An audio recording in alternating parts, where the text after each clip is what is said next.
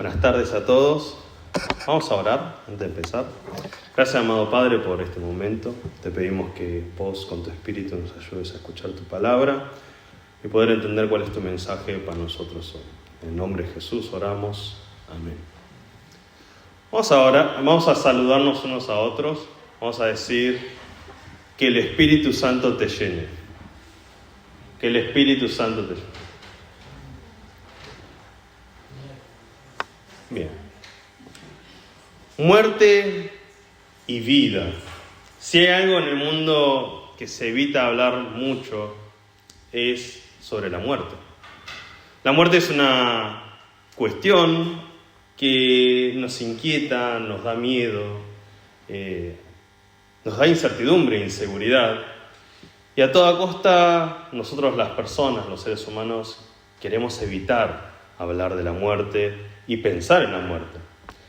A tal punto queremos evitar la muerte que la industria médica y farmacéutica siempre inventa nuevas medicinas, se invierten millones de dólares en nuevas vitaminas, nuevos tratamientos, nuevos aparatos que nos ayudan a rejuvenecer nuestros cuerpos o incluso tal vez hasta salvar nuestras vidas de algunas enfermedades.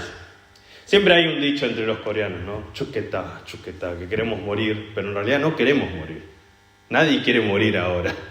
Es una forma rara de expresarnos en nuestra cultura coreana, pero la realidad es que nosotros no queremos morir. Sin embargo, la muerte en algún momento llega. Y todos, sin excepción alguna, vamos a morir. Por tal motivo deseamos de alguna manera evitar este tema, hablarlo con otras personas, al menos que haya algo, un suceso, un evento o haya pasado algo entre nuestros familiares que traiga este asunto sobre la mesa y tengamos que hablarlo.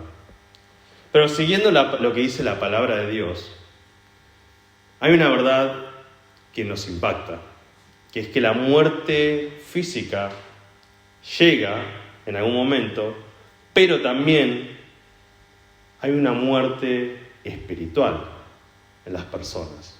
Estamos muertos espirituales desde el momento en que nosotros nacimos.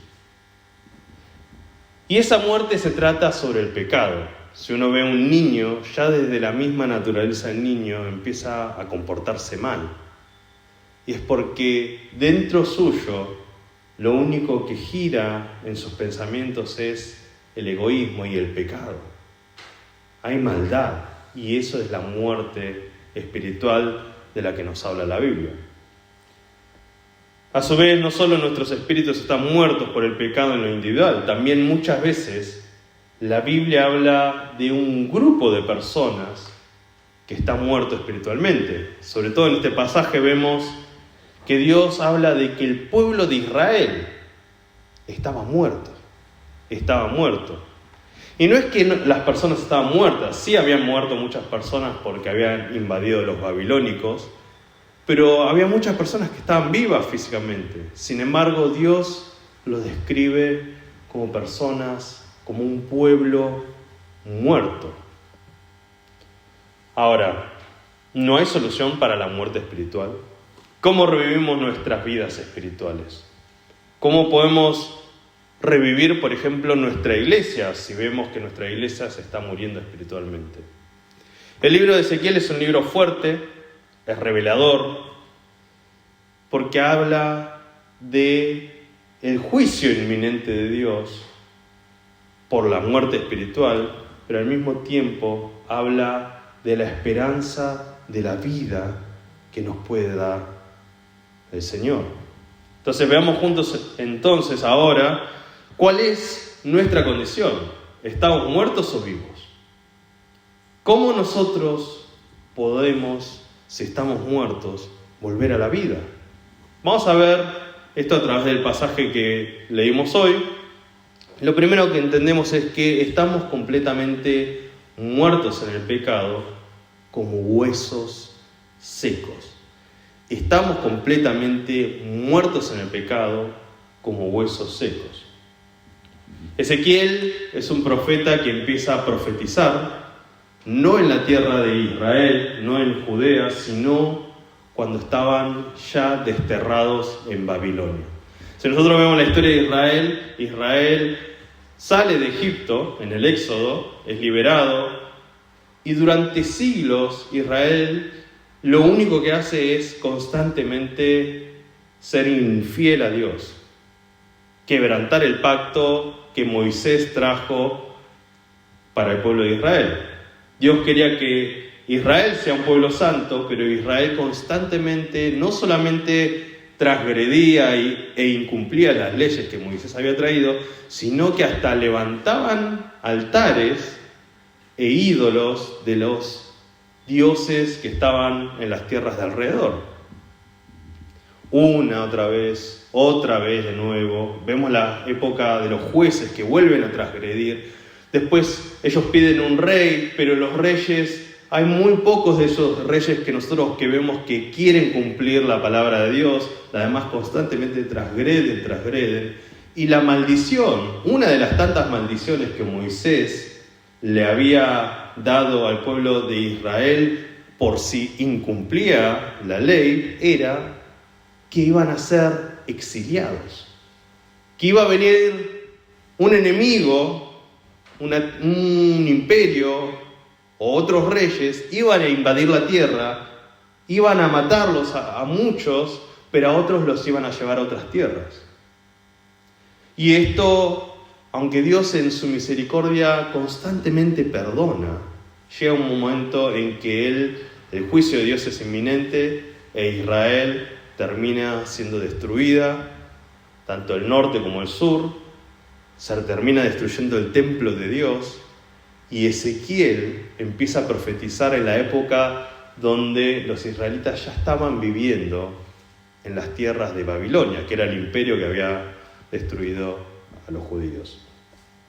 Ahora, una de las visiones que tiene Ezequiel al principio del libro es que él ve cómo la presencia de Dios, que siempre había estado en el medio del pueblo de Israel, se va del templo, se levanta. El templo era el lugar donde residía, donde permanecía la presencia de Dios en medio de su pueblo. Y de repente él ve en una visión cómo la gloria y la presencia de Dios se levanta del templo y se va.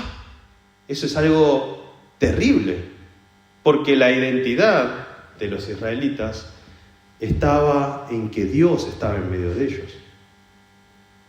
Pero habían sido tan infieles ante Dios, habían pecado de una manera tan alevosa ante Dios, constantemente, aunque se arrepentían, después volvían a pecar, a transgredir la ley, que la presencia de Dios se levanta y se va. Y se va de entre medio del pueblo.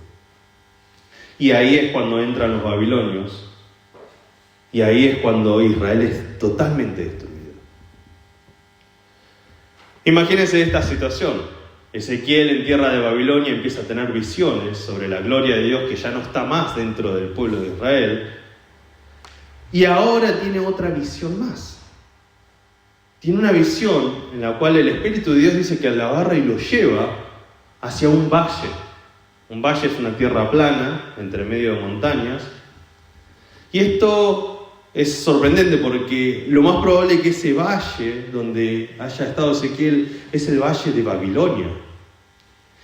Y en ese valle donde Ezequiel ya había tenido otras visiones, era un lugar donde simbolizaba la idolatría también. En los valles había sido construido la Torre de Babel, por ejemplo. En los valles había sido construido cuando Nabucodonosor levantó una estatua para que los israelitas, ¿no? que los amigos de Daniel se tenían que postrar ante esa estatua. El valle era un lugar de idolatría y era una contraposición al lugar alto de Jerusalén. Jerusalén, si ustedes alguna vez lo vieron o lo visitaron, está como en un monte y ahí está el templo del Señor, en un lugar alto. Pero Ezequiel es llamado y está al frente de un valle. Y no es simplemente un valle, no es solamente una llanura, sino que hay millones de restos de huesos humanos. Esto es aterrador. Millones y millones de huesos esparcidos por todo el valle.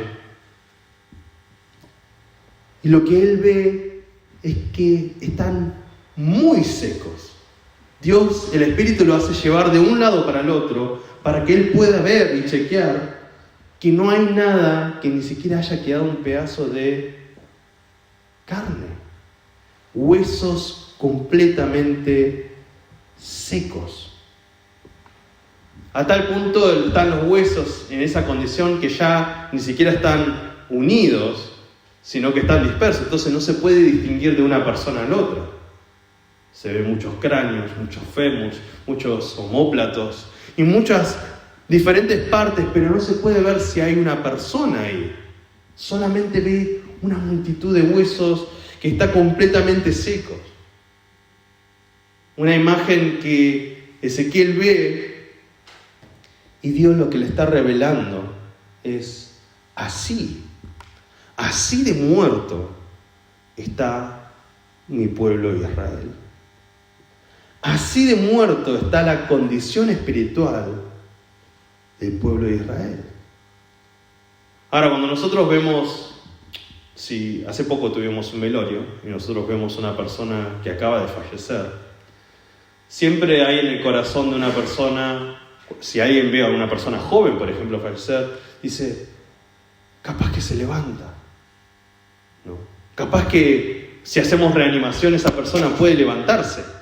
Sin embargo, cuando uno ya sepulta a esa persona y pasa mucho tiempo, sabemos que las posibilidades empiezan a ser menos. Eso lo vimos también cuando Lázaro fue, por ejemplo, sepultado y pasaron 4 días y las hermanas le dicen, no abras ni siquiera la tumba porque ya debe estar oliendo. Y Jesús dijo, ¿qué dijo Jesús? ¿No te dije que si tú crees van a tener vida? Y esa imagen de Jesús también se remite a esto de Ezequiel, pero en este caso Ezequiel no ve un cuerpo que está alargando olor. Ya ni siquiera hay olor, porque están secos, completamente secos, muertos por completo. Así era Israel, y así tal vez estamos nosotros. Y aunque Israel muchas veces se arrepintió de sus pecados, nosotros perdemos la cuenta si queremos contar las veces que Israel se arrepiente de haber erigido ídolos, de haber violado el pacto de Dios. A pesar de eso, pasa un tiempo e Israel vuelve a caer en pecado. Porque la condición muerta está acá, en nuestro interior. Nuestras mentes están completamente sumergidas en la muerte espiritual. Algunos podrían decir, bueno, pero esa fue la condición de Israel, no es tanto la mía. Yo tal vez no estoy muerto espiritualmente. ¿Estoy yo también, acaso, como esos huesos secos? Y Romanos 3:20 nos dice que por las obras de la ley ningún ser humano será justificado delante de él, pues por medio de la ley viene el conocimiento del pecado. O sea, la ley de Moisés, por más de que nosotros querramos cumplir, renovarla constantemente, vamos a terminar constantemente cayendo. No tenemos las fuerzas suficientes para poder sostener nuestra fidelidad a Dios. Y en los tiempos, antes que exista la iglesia evangélica, ¿no? Antes de la reforma protestante, la iglesia católica era quien poseía la identidad de que Dios estaba en medio de ellos. Pero en los tiempos de Lutero, cuando Lutero se levantó como el reformador, él denunció la actitud corrupta y la muerte espiritual de la Iglesia Católica como institución. La Iglesia Católica no permitía que el pueblo conociese la palabra de Dios en su propia lengua. A su vez, promovía un sistema completamente antibíblico que vendía el perdón de los pecados. Estaba más interesada en discusiones políticas e irrelevantes que en la proclamación de la palabra. En la época en que esto fue muy cercano también a la época en que el Islam empezaba a cada vez crecer más a nivel mundial, la Iglesia Católica estaba discutiendo temas tan estúpidos como, por ejemplo, si una mosca toca el agua bendita, la mosca se hace bendita o el agua se contamina. La Iglesia Católica estaba perdiendo el tiempo en esas cosas porque estaba completamente muerta espiritualmente. Y la pregunta que hoy nos hacemos con este pasaje es, tal vez, ¿no estaré yo así muerto espiritualmente? ¿No estaremos nosotros muertos espiritualmente de esa manera? La Biblia nos dice que sí, estamos completamente muertos en el pecado como huesos secos. Y viene la pregunta entonces, ¿qué hacemos? ¿Es posible restaurar nuestra iglesia? ¿Es posible volver a tener un avivamiento en medio de nosotros? ¿Cómo podemos tener vida entonces si estamos tan muertos? Y lo segundo que vemos es que tenemos que escuchar la palabra de Dios. Esto parece algo obvio, sin embargo, no lo hacemos. Tenemos que escuchar la palabra de Dios. Tenemos que tener fe en que el poder de Dios puede traer vida hasta huesos secos, hasta en nuestras vidas que están completamente muertas, en una muerte inminente. Dios le pregunta a Ezequiel, ¿vivirán estos huesos? Imagínense ustedes, están en un panorama donde ven solamente huesos, y Dios le pregunta a Ezequiel, dice, ¿van a volver a la vida estos huesos? Y Ezequiel, sabiendo que está ante un Dios todopoderoso, le dice, solamente vos lo sabés.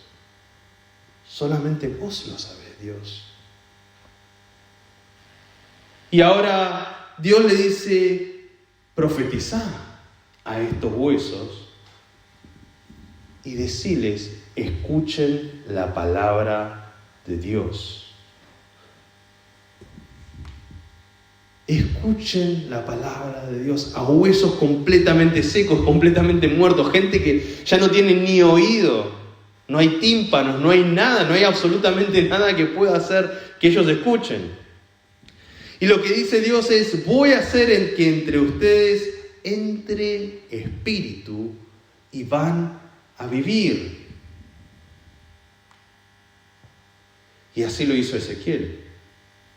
Dice que le profetizó, escuchen la palabra de Dios. Y de repente un ruido terrible se escucha imagínense un temblor en donde empiezan a temblar todos los huesos del valle y empiezan a unirse esos huesos uno con otro, empiezan a formarse los ligamentos, los tendones, de repente empiezan a salir los músculos. Parece una película de terror. Parece una película de terror. Sin embargo, de esos músculos sale la piel y cubren, y de repente pelo surge, ojos, y todo ese valle que eran huesos indistinguibles, de repente se levantan como personas. Dice que era una gran multitud, como si fuese un ejército enorme, pero dicen que no tenían espíritu. Aún en nuestra muerte espiritual, Dios nos puede dar su palabra para darnos vida.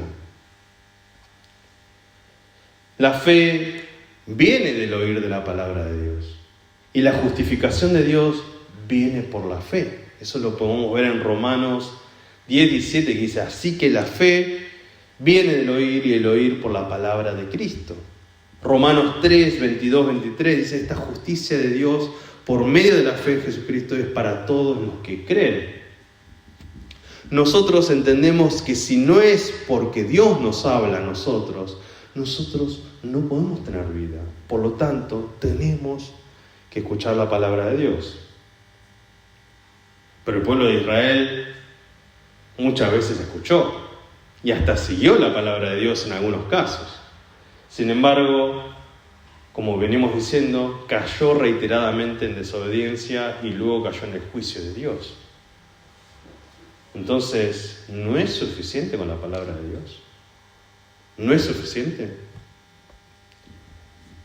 Dice que el soplo del Espíritu hace que la palabra de Dios finalmente se haga vida. Por su Espíritu Santo escuchamos la palabra de Dios que nos da vida. Es por su Espíritu Santo que nosotros podemos escuchar la palabra de Dios que nos da vida. Dice que Dios le dijo a Ezequiel, viendo toda esa multitud de hombres, mujeres paradas al frente de él, un gran ejército,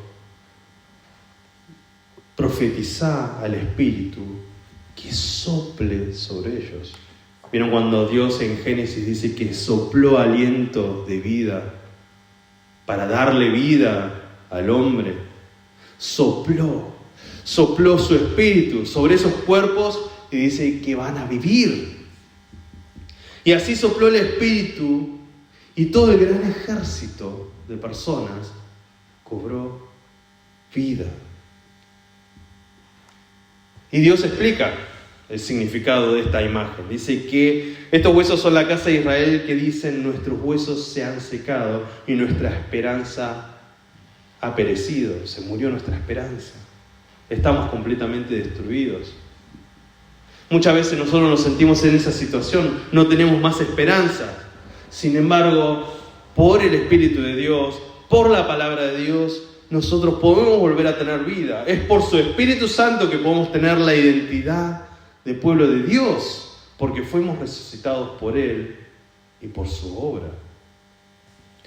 Se profetiza y diles: así dice el Señor, voy a abrir sus sepulcros y los haré subir de sus sepulcros, pueblo mío, y los llevaré a la tierra de Israel, y sabrán que yo soy el Señor cuando abra sus sepulcros y lo haga subir a ustedes de sus sepulcros, pueblo mío. La profecía de Ezequiel no es solamente que Dios va a restaurar, va a volver a la vida a estas personas, sino que Dios va a volver a habitar en medio de su pueblo. La presencia de Dios va a habitar en medio de su pueblo cuando Él dice que va a ser pueblo mío. Y Él lo va a hacer ya no por medio de un templo, sino por su Espíritu, por medio del Espíritu Santo. Pondré mi Espíritu en ustedes y vivirán. Entonces sabrán que yo, el Señor, he hablado y lo he hecho, declara el Señor. Es Dios quien nos tiene que dar su Espíritu. Es el Espíritu Santo quien nos da la capacidad de odiar al pecado y de amar a Dios y su palabra. No es por nuestras fuerzas. Si nosotros queremos, como el pueblo de Israel, cumplir el pacto de Dios con nuestras fuerzas, con nuestros deseos, lo más probable es que volvamos a caer.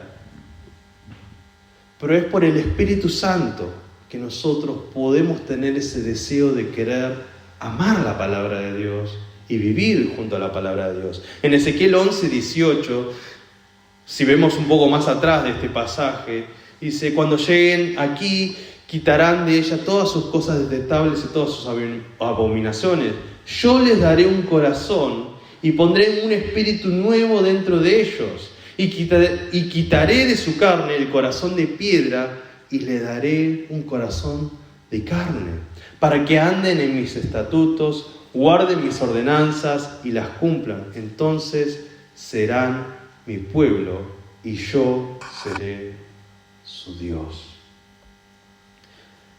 Cuando Jesús está anunciando su muerte y les dice a los discípulos que están todavía en incertidumbre de qué es lo que va a pasar cuando Jesús se vaya, dice: el Consolador, pero el Consolador, el Espíritu Santo, a quien el Padre enviará en mi nombre, Él les enseñará todas las cosas y les recordará todo lo que les he dicho a ustedes. Juan 14:26. Las obras de la ley, si nosotros queremos cumplir la ley, pero no tenemos el Espíritu Santo, van a caer en obras muertas. John Owen, un famoso puritano que escribió muchos libros acerca de la mentalidad espiritual, dice que la ley puede iluminar la maldad, pero no puede quitarla. La ley puede mostrar lo que es santo, pero no puede santificar. La ley no otorga libertad en ningún sentido. No otorga las fuerzas necesarias para pelear contra el pecado. Solo la gracia lo puede hacer. Solamente por Cristo. Y nosotros no somos copartícipes con Cristo por la ley, sino por la gracia. No recibimos el Espíritu por la ley, sino por la gracia. Gálatas 3:2. El Espíritu Santo podemos decir que es como la hormona del enamoramiento. Ustedes saben que existe una hormona del enamoramiento. Todas las personas piensan que se enamoraron. Pero por otro lado, sí, claro, se enamoraron. Sienten un sentimiento inexplicable de querer estar con la otra persona, hasta a veces tonto, ¿no? Porque hacemos cosas irracionales.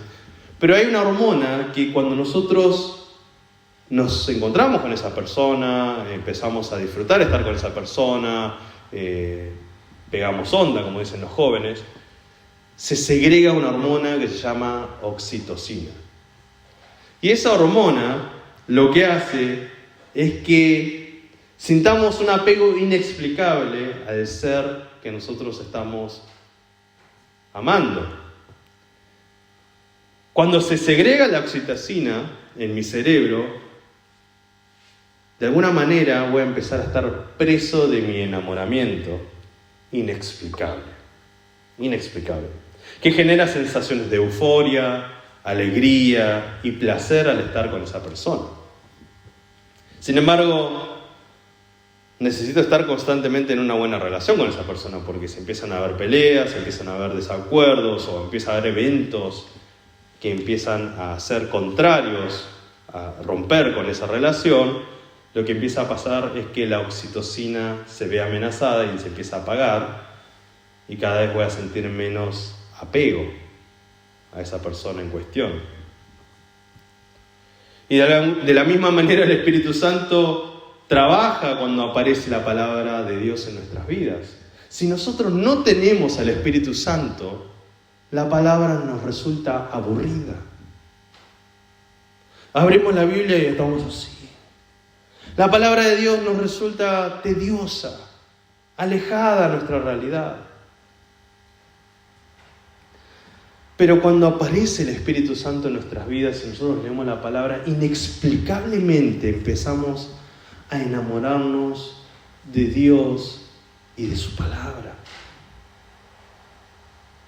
Es como querer hacer FaceTime con Dios todo el tiempo. Querer mandarle un WhatsApp a Dios para ver cómo estoy, cómo está Él. No. De la misma manera que esa hormona, el Espíritu Santo trabaja para que nosotros estemos en constante comunión con Dios. Amemos su palabra. Y si nosotros hicimos algo en contra de su palabra, caigamos en vergüenza, en dolor. No porque simplemente incumplimos, sino porque hicimos daño a nuestra relación con Dios. Por otro lado, si yo jamás me enamoré de la palabra de Dios, es porque probablemente nunca haya tenido el Espíritu Santo presente en nuestras vidas. En esta situación no nos queda más que arrodillarnos y rogar porque Dios nos dé de su inmensa gracia el Espíritu Santo en nuestros cuerpos, en nuestras vidas, para que empecemos a amar su palabra, a disfrutar de su presencia. Por su Espíritu Santo, entonces, escuchamos la palabra de Dios que nos da vida. Por su Espíritu Santo. Cuando Dios nos habla, no nos dice simples palabras y leyes. En su palabra hay un mensaje principal. Sabemos que es por su palabra y por el Espíritu que nosotros podemos tener vida. Pero su palabra nos señala hacia un lugar, nos apunta hacia alguien. En su palabra vemos quién es la palabra de Dios que da vida. Y esa palabra de Dios tiene nombre, el Verbo de Dios, que ya vino al mundo y vino en forma de hombre humilde.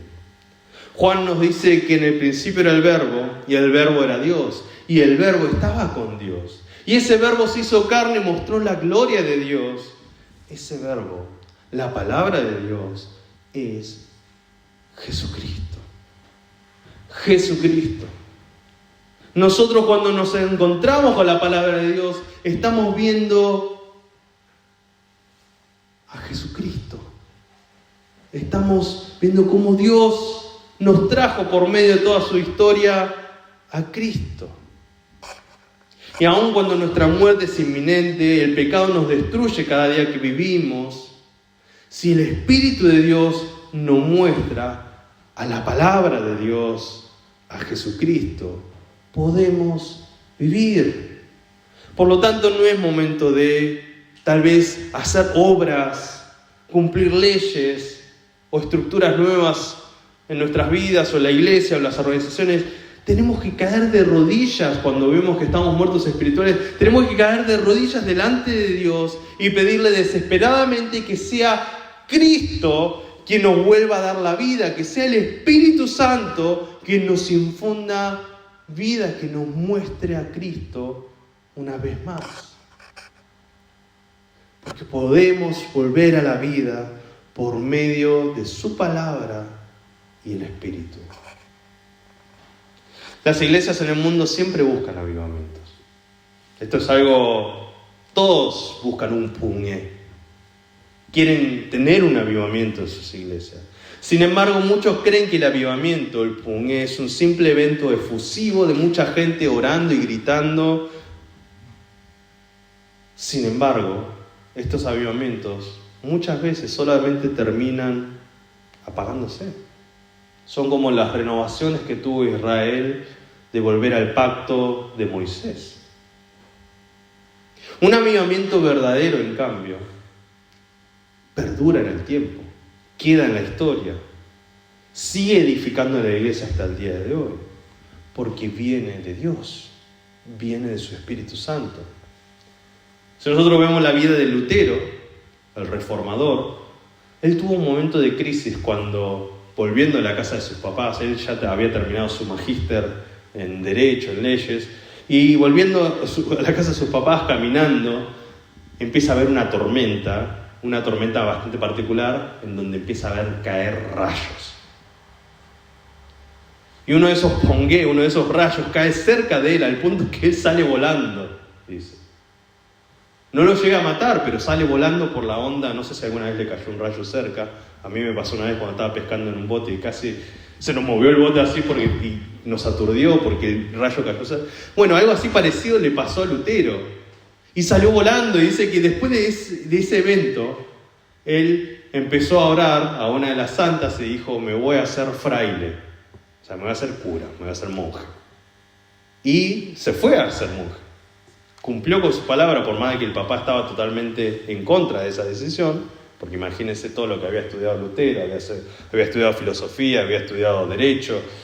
En ese evento, lo que ocurre en Lutero es que él empieza a cuestionarse, a preguntarse sobre la muerte y sobre qué iba a pasar después de que él se muriera.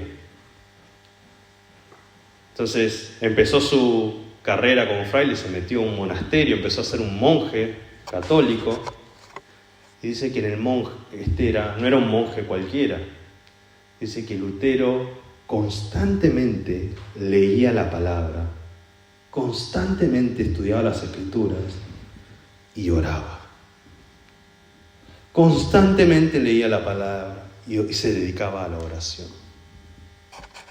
Y en ese momento en que él está con la palabra, él empieza a ver que la Iglesia Católica no estaba llevando a la gente a la palabra de Dios, sino que estaba siendo corrompido. Y él entiende que por la palabra, que es por la fe en Cristo y en su obra, que uno puede ser salvo. En cambio, la Iglesia Católica estaba vendiendo el perdón de los pecados. Lutero se encamina a realizar la reforma que cambiaría el destino de la Iglesia. Hoy en día nosotros estamos acá porque hubo una reforma protestante. Y eso trajo un avivamiento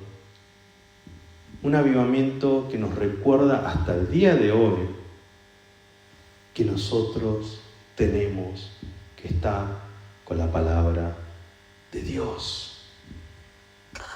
Hasta el día de hoy, ese avivamiento que fueron hace siglos ya, nos recuerda a nosotros que tenemos que buscar y amar la palabra de Dios. La búsqueda ferviente en la palabra y el corazón humilde de un Lutero que oraba a diario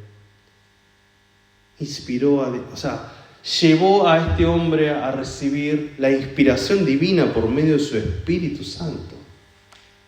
Y eso trajo vida a una iglesia que estaba muerta, una iglesia que estaba con huesos secos. Por lo tanto, un verdadero avivamiento viene por medio de la palabra de Dios y por su Espíritu. Si de verdad deseamos que nosotros como iglesia, como individuos, podamos tener vida, tener avivamiento, volvamos a la palabra de Dios y pidamos su Espíritu Santo. Volvamos a la vida por medio de su palabra y su Espíritu. Vamos a orar. Gracias, amado Padre, por este momento. Guíanos a tu palabra, Señor, cada día más. Y te pedimos